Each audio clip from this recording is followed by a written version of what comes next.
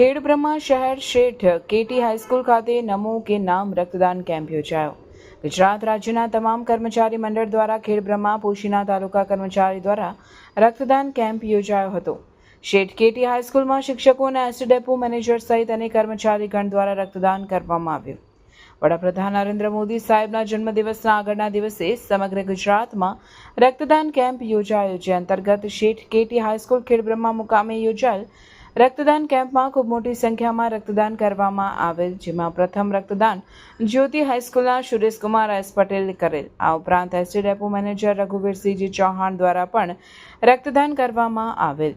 ખેડબ્રહ્મા તાલુકાની શૈક્ષણિક સંસ્થાઓમાંથી મોટી સંખ્યામાં ગુરુજીઓએ રક્તદાન કરેલ। ગુજરાત રાજ્ય કર્મચારી મહામંડળ ઉપપ્રમુખ હસમુખભાઈ પટેલ, નોડલ કન્વીનર રાજેન્દ્રસિંહ રહેવર, જ્યોતિ હાઈસ્કૂલ આચાર્ય સુરેશભાઈ પટેલ, શેઠ કેટી હાઈસ્કૂલ આચાર્ય વિભાસભાઈ રાવલ, પ્રાથમિક શિક્ષક સંઘ પ્રમુખ હરપાલસિંહ ચૌહાણ, જ્યોતિ હાઈસ્કૂલ આચાર્ય Sureshbhai Patel, doctor J U Prajapati, P B Patel, H D Patel, પ્રાથમિક કન્વીનર સુરેશભાઈ પટેલ, વહીવટી પ્રમુખ વિજયસિંહ પરમાર, રશ્મિકાંત પટેલ, જયેશ જોશી, દીપેશ પટેલ ઉપસ્થિત રહ્યા હતા। રિપોર્ટર વિનય મહેતા, ખેડબ્રહ્મા।